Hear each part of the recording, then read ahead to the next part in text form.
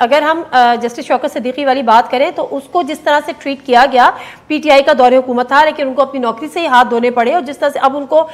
एक partially relief इस in sense के मिला है कि जी उनके ऑल्दो के ज़ाहिर ओवर एज हो गए तो जी उनके पेंशन वगैरह मिल जाएगी, बट अदरवाइज तो जाहिर सी बात है उनका एक बड़ा लॉस है। लेकिन उस पर उस तरीके से तहकीकात नहीं हो सकी जो आज हम डिमांड कर रहे हैं। इस पर अगर कोई बात करे, दूसरी बात ये जो इंपॉर्टेंट चीज़ है जो ये बात कर रहे हैं कि ये फोरम सही नहीं था, ये टाइमिंग मुनासिब नहीं थे, तो क्या जजेस के पास क्या किस कैपेसिटी में और कितनी पावर है कि वो खुद से भी अगर उनको कोई इन्फ्लुएंस कर रहा था, उनको कोई प्रेशराइज कर रहा था, उनके कोई सर्विलेंस कर रहा था, उनके इल्म में ये बात आ गई थी, तो वो किस तरह से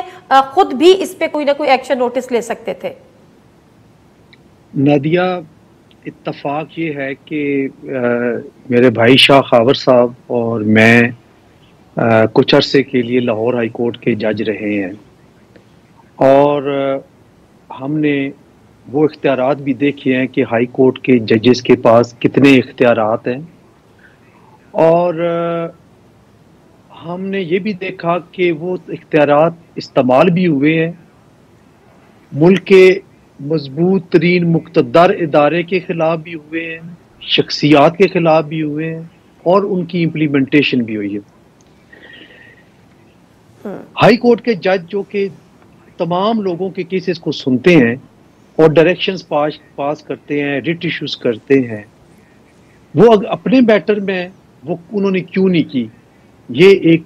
सवाल है। फौरी तौर पे उनके पास इख्तियार था आर्टिकल 204 के तहत कि वो कर देते, लेकिन साथ ही उन्होंने ये तस्लीम किया कि हम जस्टिस काजी फायजी साहब और जस्टिस शौकत अजीज सिद्दीकी साहब जितने बहादुर नहीं हैं। इवन देन हम उनकी इस करेज को भी अप्रिशिएट करते हैं और खराज तहसीन पेश करते हैं कि कुछ तो वो सामने लाए।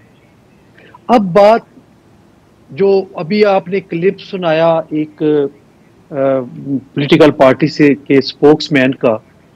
मैं विद ड्यू रिस्पेक्ट ये अर्ज करूंगा और जुबैरी साहब विल बेयर बी आउट कि उन्होंने फुल कोर्ट मीटिंग को तमाशा कहा। ये बहुत बड़ी ज्यादती है, और ये जो लैंग्वेज इस्तेमाल करते जा रहे हैं और जो इसको पोल्यूट किया जा रहा है, पोलिटिसाइज किया जा रहा है इस मैटर को, मुझे खदशा है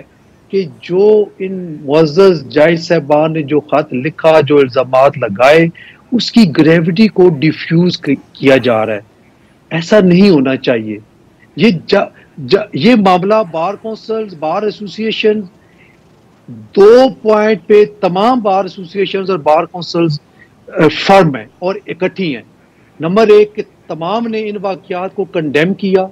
तशवीश का इजहार किया और गैर मुनासिब गर्दाना, और दूसरा तमाम ने यह मुतालबा किया कि इसकी तहकीकात होनी चाहिए।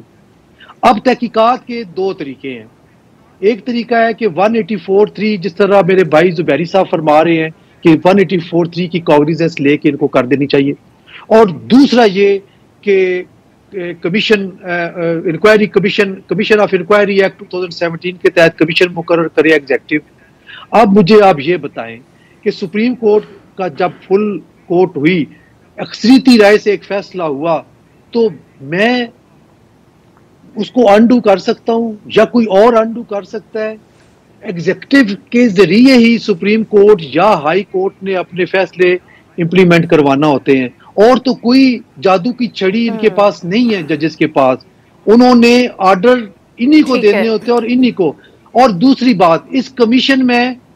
अगर कोई एग्जीक्यूटिव का बंदा शामिल हुआ तो शायद हमारी आवाज जुबैरी साहब से भी बुलंद होगी और हम एहतजाज करेंगे कि अपनी काज के वो जज नहीं हो सकते और किसी एग्जीक्यूटिव के बंदे को इस कमीशन का हिस्सा बनने की जरूरत नहीं है।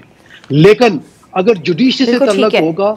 तो उसको हम जरूर तकवीयत देंगे, उनके पीछे खड़े होंगे। कम अज कम तहकीक शुरू हो, कुछ सरफेस पे आए, उसके बावजूद 184(3) के दरवाजे बंद नहीं हुए, वो खुले हैं।